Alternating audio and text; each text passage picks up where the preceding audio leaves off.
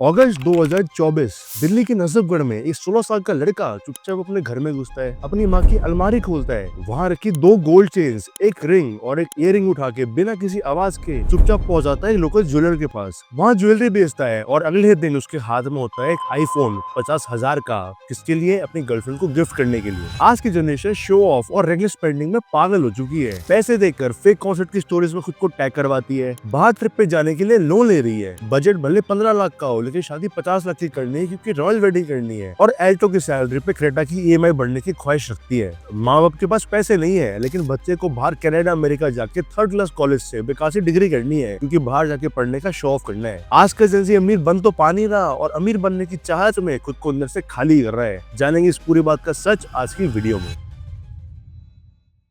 जेन ज़ी वो जनरेशन है जो 1997 से 2012 के बीच में पैदा हुई है, यानी वो जनरेशन जिन्होंने पहली बार मोबाइल और इंटरनेट का यूज किया था, जिस वजह से इन्हें डिजिटल नेटिव्स भी कहा जाता है। और यही चीज इनकी ब्रेन की वायरिंग को उलट-पुलट कर रही है। जेन ज़ी आज एक ऐसे सिस्टम में फंस चुका है जहाँ पे उसे हर सेकंड फील करवाया जाता है कि आप कहीं ना कहीं पीछे हो, और इस सिस्टम का नाम है सोशल मीडिया और एल्गोरिथम। इंडिया में आज जेन ज़ी की पॉपुलेशन करीब 377 मिलियन है, यानी देश की पॉपुलेशन का करीब 40%। इतनी बड़ी पॉपुलेशन सिर्फ कंज्यूम नहीं करती है बल्कि पूरी मार्केट को ही मूव करती है। डायरेक्ट स्पेंडिंग की बात करें तो ये नंबर अराउंड 200 बिलियन डॉलर्स है, यानी ये मार्केट को पूरी तरीके से इन्फ्लुएंस करती है। पेरियड्स क्या खरीदेंगे, ब्रांड्स कपड़े कैसे बनाएंगे, ट्रेंड्स कहां पर जाएंगे, इन सभी चीजों पे जेन ज़ी का कंबाइंड इन्फ्लुएंस लगभग 860 बिलियन डॉलर्स माना जाता है। और एस्टिमेट्स कहते हैं कि 2035 तक ये नंबर 1.8 ट्रिलियन से 2 ट्रिलियन तक पहुंच जाएगा। यानी जो जनरेशन आज रील्स देख रही है वही जनरेशन आगे जाके पूरे मार्केट को इन्फ्लुएंस करेगी। पर दिक्कत ये है कि इतना सारा पैसा और पावर वेल्थ क्रिएट करने में नहीं जा रही, वो जा रही है दिखावे में, परफॉर्मेटिव कंजप्शन में। यानी ऐसी कंजप्शन जो काम कम दिखावा ज्यादा करती है। एक चीज जो आपकी जिंदगी में सही में काम आनी है वो मैटर नहीं करती, बल्कि ये मैटर करता है कि उसको लेके आप ऑनलाइन कैसा फील करते हो। एक बार बस इंस्टाग्राम खोल लो और थोड़ा सा स्क्रॉल करो, इटली के वेकेशंस दिखेंगे, नॉर्दर्न लाइट्स की फोटोज दिखेंगी, कोल्डप्ले के कॉन्सर्ट्स, बिजनेस क्लास की फ्लाइट्स, 5 स्टार होटल की ब्रंचेस। हर एक रील यही मैसेज देती है कि सब एंजॉय कर रहे हैं और आप कहीं ना कहीं पीछे रह गए हो। पर सच ये है कि इनमें से मैक्सिमम चीजें या तो स्पॉन्सर्ड होती है या बोरोड होती है या फिर लोन पे ली गई होती है, लेकिन आपको रीलों पे पॉलिश ड्रीमी वीडियो दिखती है और जिसको देख के आपकी हवा टाइट हो जाती है। और इस सबसे जेन ज़ी के शौक बड़े अजीबोगरीब हो गए हैं। 2024 में कैलिफोर्निया के रूजविले में एक 23 साल की लड़की अरेस्ट होती है। उसने स्टोर से 65 स्टाइलिश कप चुरा लिए थे करीब $2500 के। रीजन था कि पिंक टम्बलर्स हैं, इंस्टाग्राम पे एस्थेटिक दिखते हैं। जब पुलिस ने गाड़ी को पकड़ा तो गाड़ी से टम्बलर गिर रहे थे जैसे कोई लूट का माल हो। 2025 में चाइना में तो एक ऐसा केस आया जो कि बहुत ही गजब का था। एक इन्फ्लुएंसर को एक लबूबू डॉल चाहिए थी जो ना मिलने पर उसने पूरे घर का नुकसान कर दिया, 50 लाख का नुकसान कर दिया, जबकि वो लबूबू डॉल 500-600 की बनती है और अब वो 3-5 लाख की बिक रही थी। और इंडिया में इस फ्लावर सेलर के बच्चे की जिद की, उसे बस आईफोन चाहिए। भले उसकी माँ फूल बेचती, ज्यादा कमाती नहीं है, लेकिन उसने कहा कि मम्मी पैसे जोड़ो, मुझे आईफोन चाहिए क्योंकि आईफोन है। फूलपति हम बेचीला भैया, ये खाली हमसे 3 दिन से खाना ना खाता हूँ। अच्छा, ये खाना नहीं खा रहे? आईफोन के लिए खाना नहीं खा रहे? नहीं। आप मुझे कमेंट में बताओ कि आपने ऐसी कौन सी एबनॉर्मल या फिर एक्सपेंसिव चीज ली है जो आपकी बिल्कुल काम नहीं आती। 2025 के डेटा के हिसाब से जेन ज़ी हर दिन 4 से 6 घंटा सोशल मीडिया यूज करता है। मतलब हर थोड़ी देर में एक नया कंपैरिजन, एक नया प्रेशर, हर स्क्रॉल पे आपको फील होता है कि ये मेरे से बेटर है, ये मेरे से बेटर है, जिसे कहते हैं फोमो यानी fear of missing out. Studies कहती है कि ऑलमोस्ट 80% जेन ज़ी जो सोशल मीडिया यूज करते हैं उन्हें फोमो होता ही होता है। और मार्केटियर्स इस साइकोलॉजी को अच्छे से यूज करते हैं। आज के टाइम में लिमिटेड एडिशन आइटम्स काफी फेमस हो गई है। एक स्नीकर जो फैक्ट्री से 1500 रुपए का बन के निकला है वो आज के टाइम में 15-20 हजार का रीसेल हो जाता है, क्योंकि उसकी डिमांड ऐसे आर्टिफिशियली क्रिएट की है। कपड़े, फोन, टीवी, कार्स, वॉचेस सब कुछ सोल्ड आउट हो जाती है ताकि उनका प्राइस बढ़ सके और उन्हें खुला बेच सके। ऐसा बिल्कुल भी नहीं है कि कंपनी उसकी प्रोडक्शन बढ़ा नहीं सकती है, लेकिन जेन ज़ी को बेवकूफ बनाने के लिए उसकी आर्टिफिशियली स्कैरसिटी बनाई जाती है। और ये कल्चर सिर्फ लग्जरी तक लिमिटेड नहीं है। नाइकी के स्नीकर जो 10,000 रुपए के हैं वो भी आज के टाइम में ईएमआई पे बिकते हैं। आज इंडिया में 70% आईफोन ईएमआई पे बिकते हैं। यानी स्पष्ट भाषा में कहूँ तो हर 10 में से 7 आईफोन खरीदने वालों की औकात ही नहीं है आईफोन को लेने की। आज इंडिया में एवरेज स्मार्टफोन सेलिंग प्राइस 22,000 रुपए का है, लेकिन उसके बाद भी आईफोन जैसे महंगे जिसके स्टार्टिंग प्राइस 70,000 रुपीज का है, उसकी sale year on year growth ही करे जा रही है। 2020 में 27 लाख आईफोन बिके थे, 2024 में नंबर 1.25 करोड़ तक पहुंच गया था। आईफोन पे बात करते हुए लोग फोन को ऐसे पकड़ेंगे कि बस एप्पल का लोगो दिख जाए, भले ही उंगलियां चटक जाए। और बर्थडे का केक भी आईफोन को चाकू बना के काट देंगे, और शायरी तो भाई साहब ऐसी बनाएंगे कि मिर्जा गाली भी शर्मा जाए। गौर से देख, एप्पल है ये। तेरे बजट से बाहर।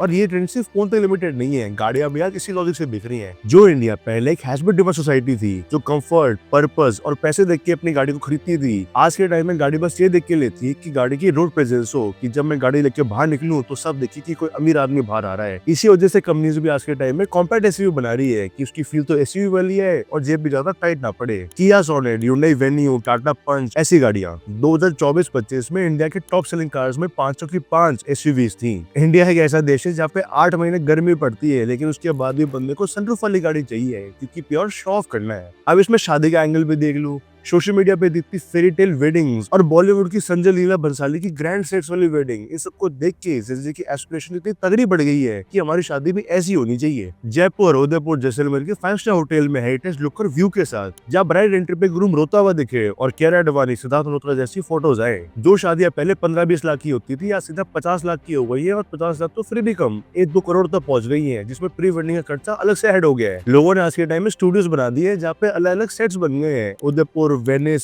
ग्रीस, गोवा, जहाँ का नजारा चाहिए वहाँ का बैकग्राउंड लगा लो और खड़े होकर अपनी प्री वेडिंग बनवा लो, जो कि 50,000 से 1 लाख रुपए तक की हो जाती है। ये सारी चीजें मिला के एक फ्लेक्स इकोनॉमी बना रही है, जहाँ पर पैसे कमाने से ज्यादा पैसा दिखाना जरूरी है, जहाँ पे लाइफस्टाइल एक एक्सपीरियंस नहीं है बल्कि एक शोकेस, एक परफॉर्मेंस बन गई है। एक केस तो भी ऐसा आया था जहाँ पे वाइफ ने डाइवोर्स कर लिया जस्ट बिकॉज उसका हस्बैंड हनीमून पे गोवा की जगह अयोध्या ले गया। प्रॉब्लम ये नहीं है कि जैसे खर्च कर रही है, खर्च करना तो इकोनॉमी के लिए अच्छा ही होता है, लेकिन वो खर्च ऐसा कर रही है कि जैसा कल आना ही नहीं है, जिस वजह से उनकी एक्सपेक्टेशंस ऐसी हो चुकी है। How much should a guy minimum earn to date you? Even 30 lakhs is less. 1 CR. 1 CR per month. It has to be a lot. I mean, we are expensive girls. और इस पूरे system का एक silent weapon है no cost EMI और bye now पे letter. ये सुनने में फ्रीडम जैसा लगता है कि आज लो और बाद में पैसे भर देना, शॉपिंग करिए नाउ, बिल भरिए लेटर।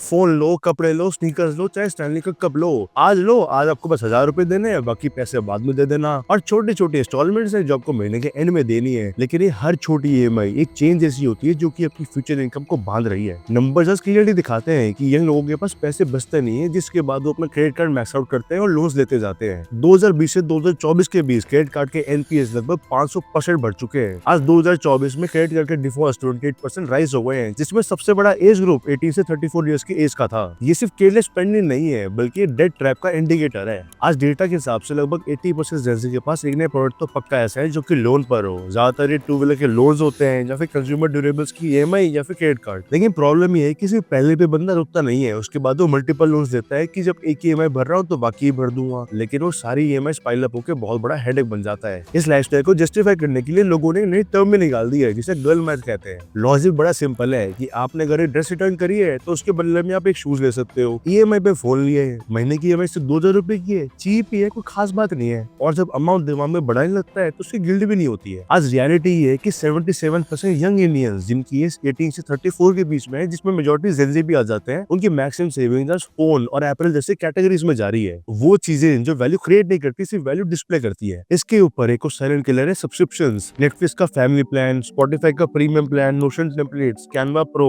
एस्थेटिक ऐप जो कि प्रोडक्टिविटी का प्रॉमिस करती है। हर चीज 199, 299, 499, 999 पर मंथ है। अकेला सब्सक्रिप्शन महंगा ही लगता, लेकिन सब मिला के 4-5 हजार की अमाउंट बन जाती है। गिग वर्कर्स और फ्रीलांसर्स जो कि ज़िंदगी में काफी कॉमन इकोनॉमी बन गई है, उनकी इनकम भी स्टेबल नहीं होती है। किसी महीने 20,000 होती है, किसी महीने 50,000 होती है, लेकिन उनका लाइफस्टाइल वो एकदम फिक्स्ड होता है। मैकबुक भी चाहिए, कोवर्किंग स्पेस से काम नहीं करना है और महंगी कैफेज और स्टारबक्स, टिम हॉर्टन से बैठ के काम की एक्टिव भी करनी है, क्योंकि वही चीज लिंक्डइन और इंस्टाग्राम पे प्रोफेशनल दिखती है। इंडिया की हाउस होल्ड सेविंग्स जीडीपी का सिर्फ 18% रह गई है, जो कि पिछले कुछ सालों में काफी ज्यादा थी। मतलब जो पैसा पहले घर पे बचता था इमरजेंसीज के लिए, रिटायरमेंट के लिए, वो कम होता जा रहा है। और सेविंग्स कम हो रही है वो तो फिर भी ठीक बात है, लेकिन हाउस होल्ड डेट वो 41.3% पर आ चुका है, जो कि काफी ज्यादा है। यानी एक तो पैसा कम बच रहा है और उधार भी ज्यादा बढ़ता जा रहा है। जेनजी बाहर से ऊपर से रिच लग रहा है, लेकिन अंदर ही अंदर वो अपने मोस्ट अनस्टेबल फाइनेंशियल फेज में चल रहा है। सपने रखना गलत नहीं होता, लेकिन वो सपने जब उधार के हो जाते हैं तब दिक्कत शुरू हो जाती है। इसका सॉल्यूशन यही है कि हमें अपने इंपल्सिव बाइंग को रोकना बहुत जरूरी जरूरी है। अगर आपको कोई चीज बाय करनी है तो उससे कुछ टाइम के लिए डिले कर दो, उसके बाद आपको रियलाइज होगा कि आपको वो चीज सही में चाहिए ही नहीं थी। सेकेंडली, लोन्स और कार्ड्स को गवर्नमेंट को रेगुलेट करना चाहिए, वरना एनपीएस और डिफॉल्ट टैक्स बढ़ते रहेंगे और फाइनेंशियल लिटरेसी ना तो आ पाएगी और क्रेडिट कार्ड के डिफॉल्ट्स और लोन्स लेने वो न्यू नॉर्मल बन जाएगा। और थर्ड, ये समझना जरूरी होगा कि सोशल मीडिया पर जो दिखता है वो सिर्फ ग्लोरी है, वो कोई रियलिटी नहीं है। अब शॉर्ट टर्म में सोशल मीडिया पर देख के कुछ सामान ले तो लोगे, लेकिन लॉन्ग टर्म में आपका लॉस होना है। आप इसके बारे में क्या थॉट्स है मुझे कमेंट्स में जरूर बताना। जाने से पहले चैनल को सब्सक्राइब करते जाओ। मैं और मेरी टीम आपके लिए हर हफ्ते ऐसी वीडियोस लेकर आते हैं, तो subscribe to the channel and hit the bell button. मिलता हूँ नेक्स्ट वीडियो में।